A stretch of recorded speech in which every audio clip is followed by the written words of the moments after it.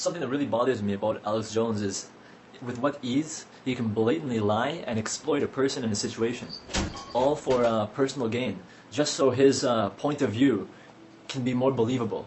And so his opposition, because there's always a competition, and it's all about who wins, and his opposition is shown to be the weaker or the wrong. This can be shown quite clearly in the part 1 of the video on YouTube Reflections, which is Alex Jones reflecting on the interview and how proud of himself he is. Anyway, Alex goes to say, and I quote, "I said yesterday to Peter, what if someone doesn't want to be part of this brave new world?" And he says that they will be re-educated.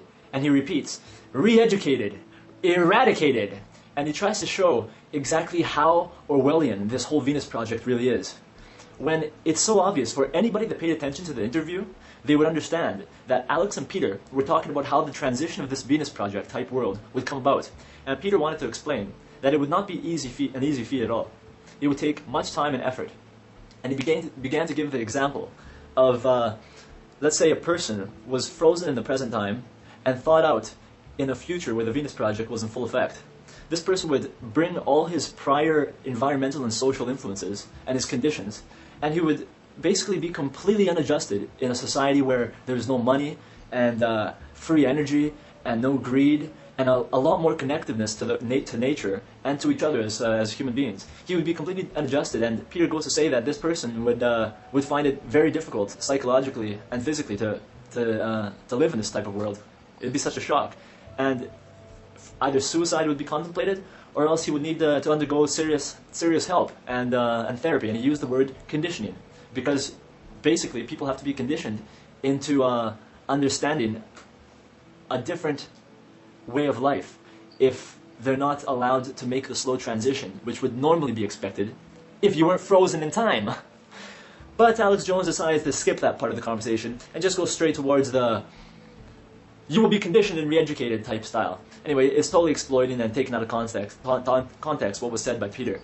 And this is a really good example of manipulation, because it shows that there's a goal, not to learn off each other, or for example for Alex Jones to interview someone and allow the opportunity for growth in both people to be created. Because Alex Jones finds it hard, I think, to learn anything off of someone with a difference of opinion, especially in fundamental beliefs such as religion, good and evil, the limits of conditioning. Anyway, this interview really showed a lot about Alex Jones's character and his weaknesses. I used to, in terms of pre-October 2008 and post-October 2008. Because I never saw this side of Alex Jones. And I'm proud of myself for being able to unattach myself with the ideologies that come with the work of Alex Jones.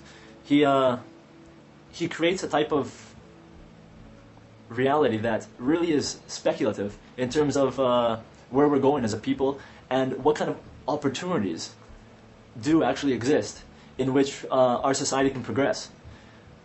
I mean, in Alex Jones's perfect world, we'll all still be just like my dog with his bone, hovering over everything we desire and everything we need, and protecting it from the evil that is constantly around us. Basically, a permanent state of fear. Now, as far as my opinion on Alex Jones and all this, it's been said. But I just wanted to mention some things about Peter. First of all, I want to thank Peter personally for creating such an amazing opportunity for so many people to grow.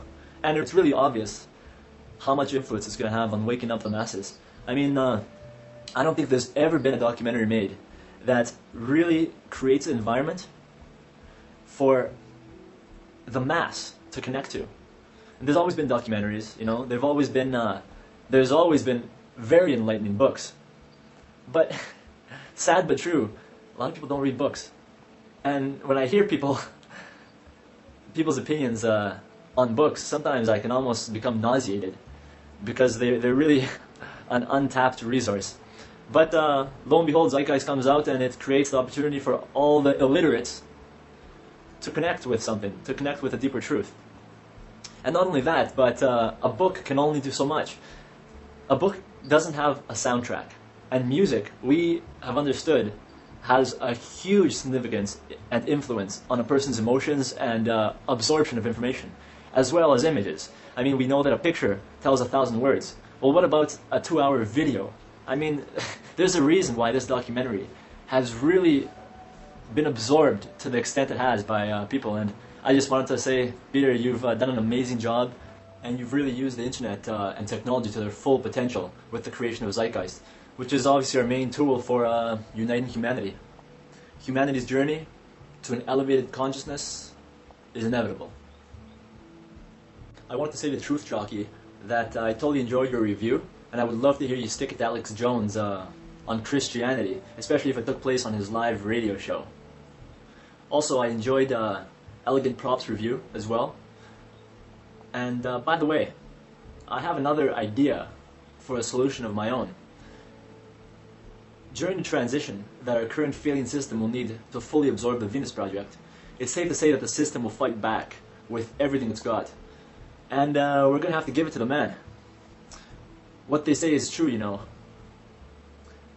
Fighting for peace is like fucking for virginity. But we're still going to have to protect ourselves. We will release the hounds, as they say. Alex Jones to the rescue. We can even provide him with a horse and rifle.